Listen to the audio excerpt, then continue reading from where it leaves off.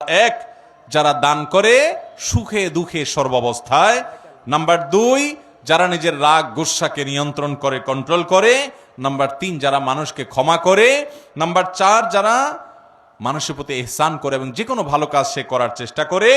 Number 5, কোনো অশ্লীল কাজ করলে, কোনো গুনাহের কাজ করলে, নিজের প্রতি নিজে জুলুম অবিচার করে ফেললে সাথে সাথে আল্লাহর কথা স্মরণ হওয়ার সাথে সাথে সে ক্ষমা চায়, মাপ চায়, ফিরে আসে। আর নাম্বার 6, সেই পাপ কাজ আর কখনো করে না।